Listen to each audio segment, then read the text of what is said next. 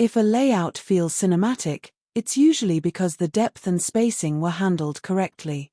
Today, how to explore cinematic depth layouts. Open Canva and create a 1080 by 1080 canvas. Insert a wide rectangular frame and place your main image inside, adjusting it carefully for a cinematic crop.